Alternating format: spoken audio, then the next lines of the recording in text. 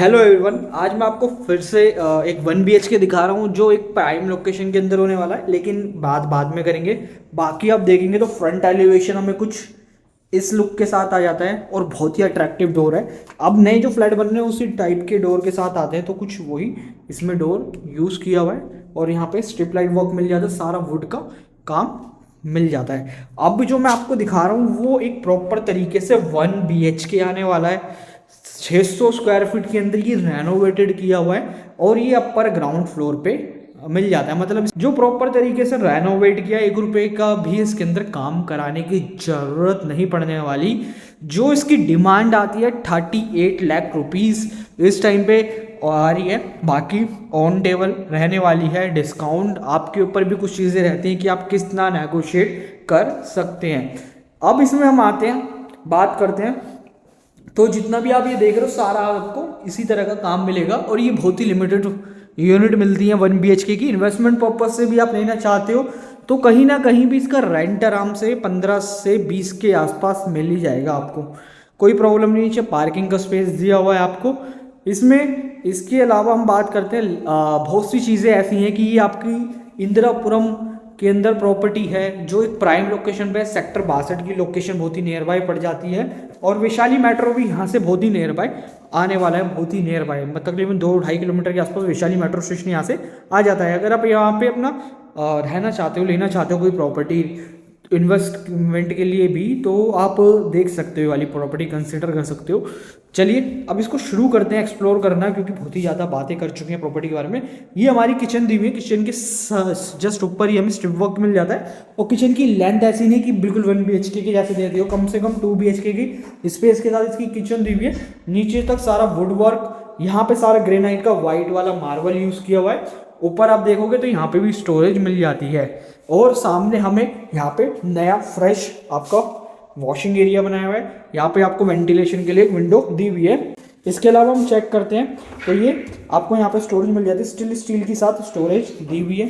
ये प्रॉपर आप देखोगे तो यहाँ सारा आपका, यहाँ पे आप देखोगे सारा, तो ये टाइल का वर्क किया हुआ है तो आप इजी टू वॉश रहेगा। यहाँ पे आपका चिमनी लग जाएगी, कुकटॉप, वॉशिंग एरिया।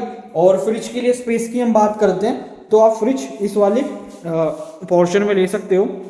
एसी के जस्ट बगल में आपका डाइनिंग का स्पेस लग जाएगा, तकरीबन 2 से 4 चेयर तक डाइनिंग ले सकते हो। पूरा लिविंग एरिया आपका यहाँ से लेके ये यहाँ तक लिविंग एरिया का स्पेस दिया है। सेंट्रल टेबल, यहाँ पे आप देखोगे तो विंडो दी है वेंटिलेशन के लिए। यहाँ पे हमें मिल जाता है टीवी पैनल और साथ में ऊपर की तरफ फॉल सीलिंग वर्क मिल जाता है। आप ये देखेंगे कुछ एलिगेंट लुक के साथ फॉल सीलिंग वर्क दिया हुआ है। और इधर आते हैं तो यहाँ पे हमें एक और चीज़ दिखा देता हूँ आपको, शायद यहाँ पे आपको शाफ्ट मिल जाती है, तो एसी आप लगाना चाहते हो तो वो यहाँ पे आप प्लेस कर सकते हो।